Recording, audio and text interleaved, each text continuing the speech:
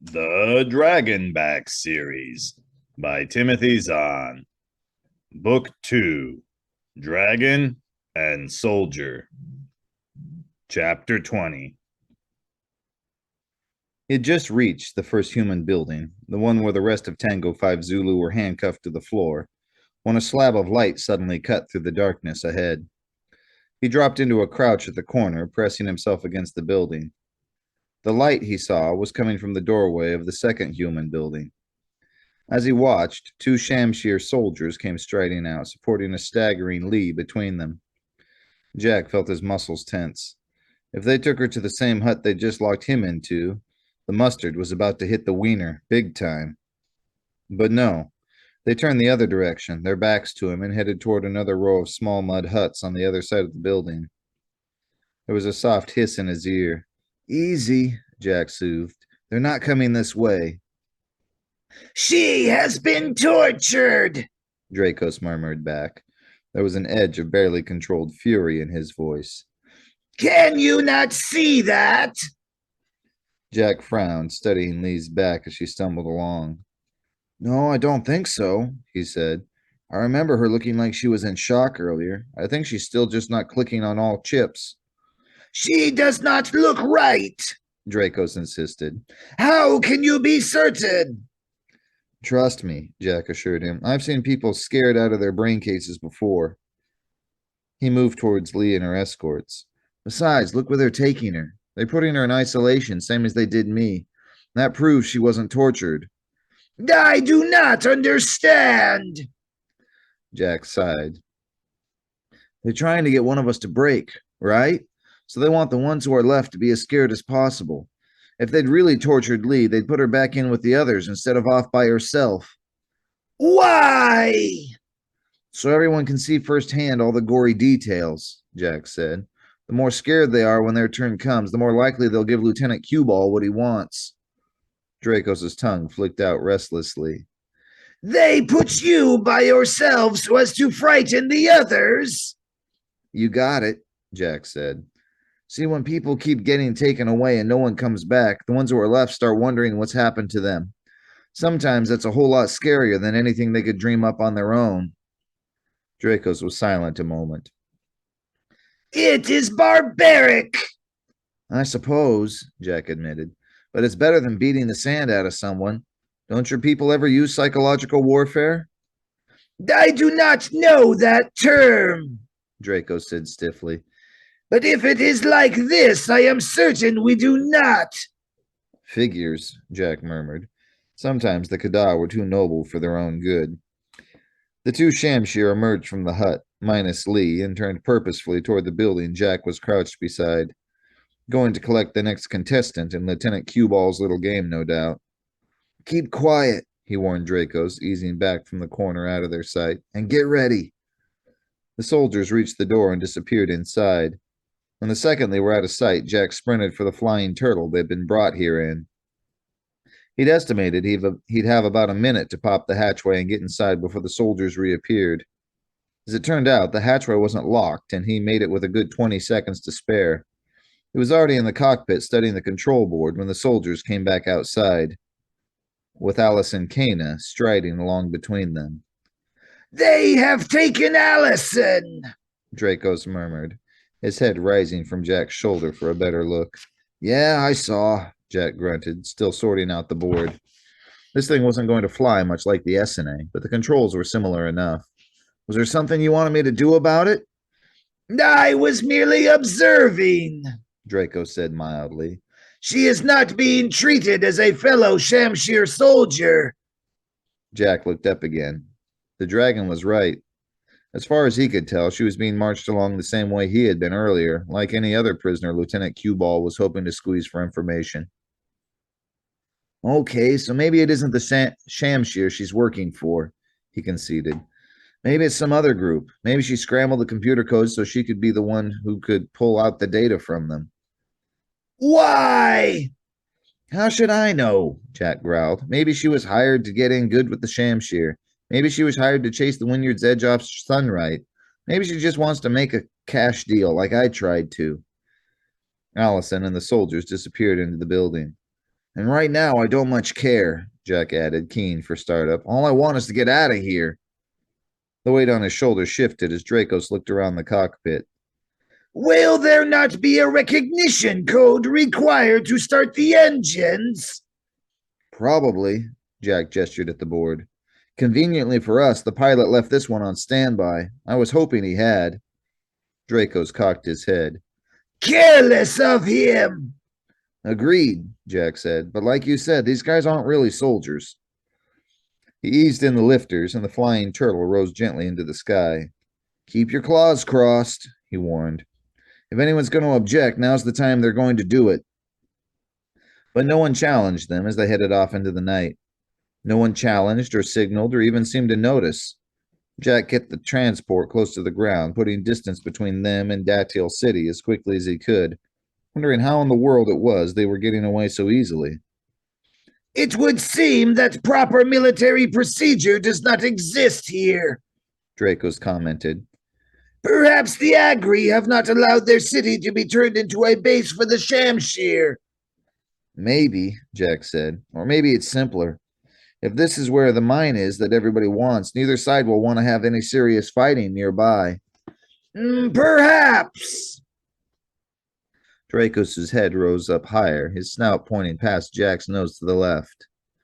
Could that be the mine? Jack looked that direction. A mile or so past the edge of the city were three dim structures. The center one was much taller than the others, clearly built to house the kind of crane and digging equipment necessary for a deep ground mine shaft. The other two buildings seemed to be support structures, probably containing supplies and extra equipment. There were only a few lights in evidence, just enough to keep aircraft from running into them. Apparently, the Agri weren't working a night shift. Probably, he confirmed. I seem to remember that Doblight is usually deep enough that you have to sink a pretty long shaft to get anywhere near it. That sounds expensive. Expensive and time-consuming both, Jack agreed. The Agri have probably been at this project for years, maybe even generations. Only to then have others try to steal it away from them, Draco said, sounding disgusted. Those structures are built over vertical shafts, then? Just the one in the middle, Jack said. It looks like the pictures I've seen of deep mines. A delicate operation, Dracos murmured. Easily destroyed by accident or by falling debris collapsing the shaft.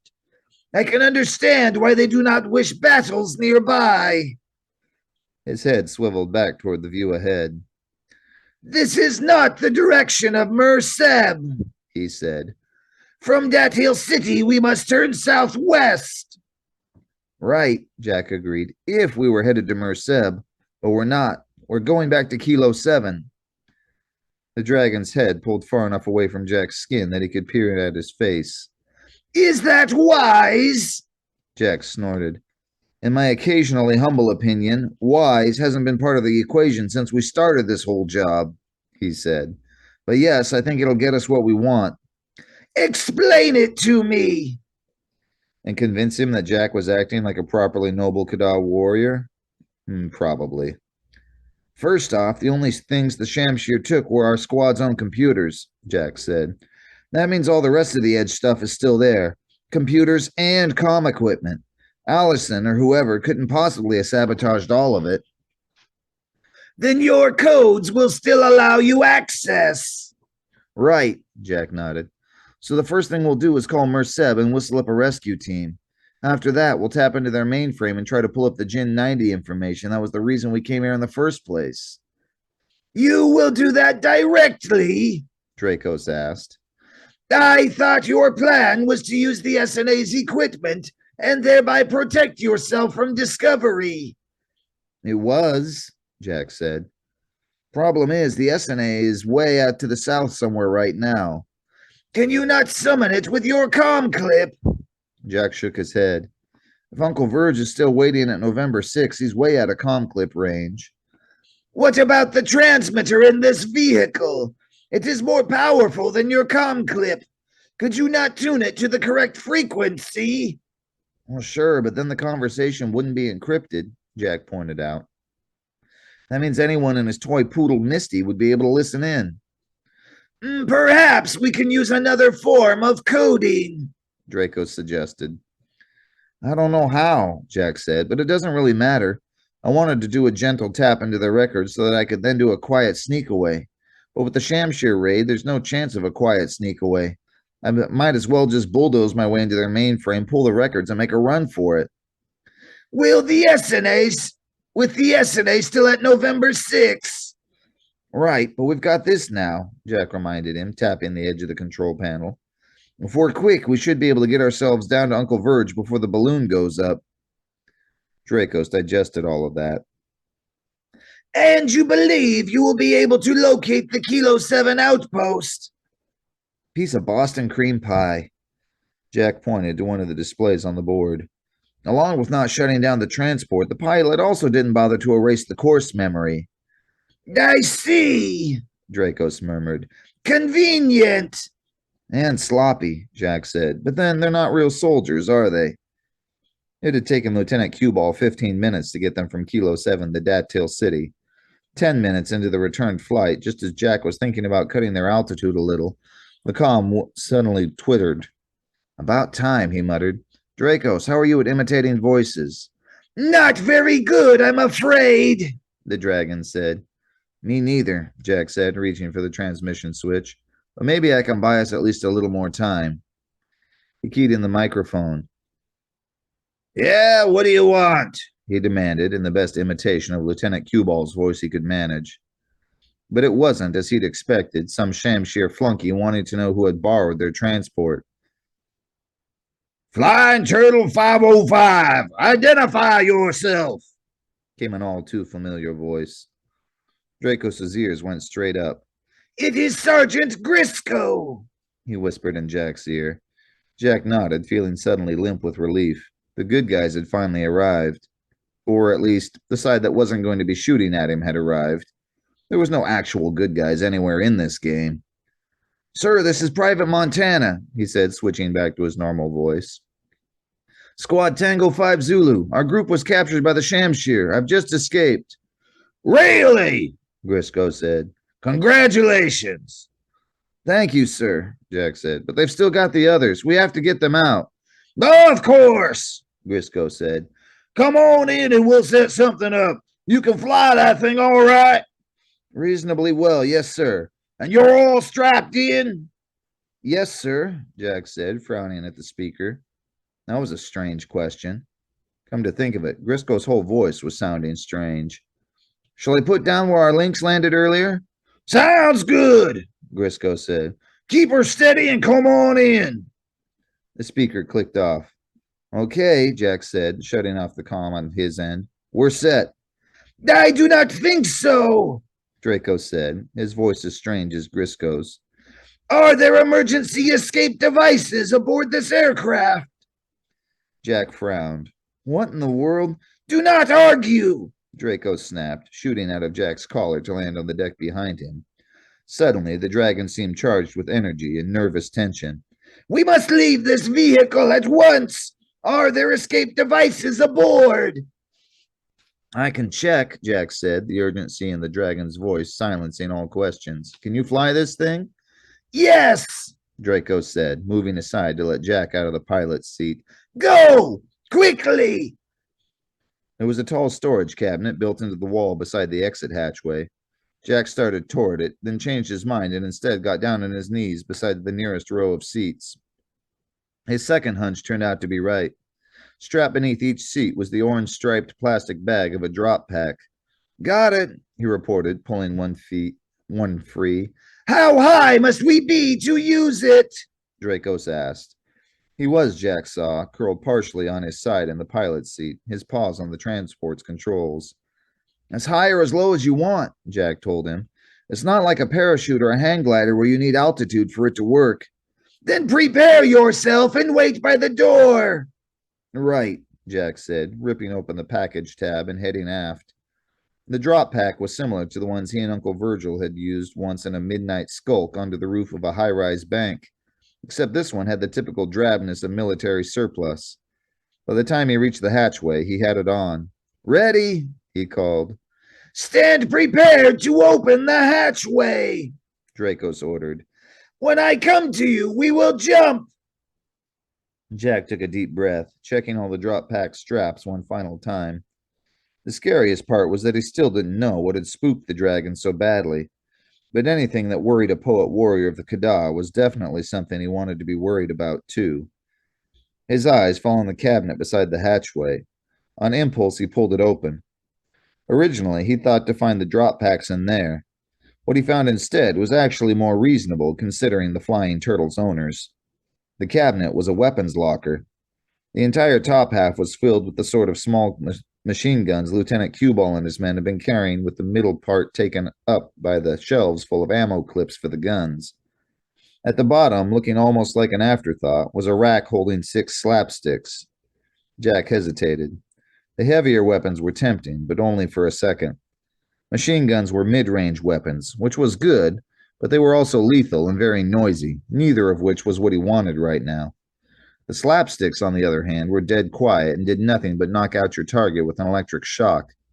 Of course, you also had to get close enough to physically touch him, but you couldn't have everything. Pulling out one of the slapsticks, he made sure it was fully charged, checked to see that the safety catch was on it, then stuck it in his belt. Prepare! Dracos called. Ready? Jack called back, getting a grip on the drop pack ripcord with one hand and resting the other on the hatchway release pad. And suddenly, in a flash of golden scales, Draco spun around and dived out of the pilot's chair. Hitting the top of one of the rows of seats, he shoved off it and bounded toward the hatch. Jack was ready. He slapped the release, and as the sudden hurricane of wind tore at his hair and clothes, he stretched his hand out toward Dracos. The outstretched forepaws struck his palm, and the dragon melted up his sleeve. Pulling the ripcord, Jack pushed off backwards into the night. The wind grabbed him, and for a horribly tangled second, it threw him around, turning him upside down, and twice slapped him in the face. It was like being thrown into a raging river made up of air instead of water. Then the tiny thrusters built into the drop pack kicked into action. They turned him upright, slowing both his descent and his forward motion. The wind faded, one last set of tree branches grabbed at his sleeve as he passed, and then his feet slapped more or less gently into the crunchy mat of leaves. Whew! He puffed, regaining his balance and looking around. They landed in a reasonably clear area on a small rise, giving him a good view forward.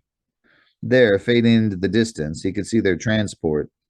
It was still skimming cheerfully away into the night, with no hint of mechanical trouble that he could see. He shook his head, wondering how many miles they were now going to have to walk. I don't suppose you happen to know where we are? He asked.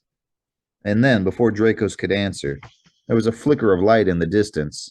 Something dark and half-seen seemed to curve up from the forest, and with a brilliant flash it exploded against the underside of the flying turtle.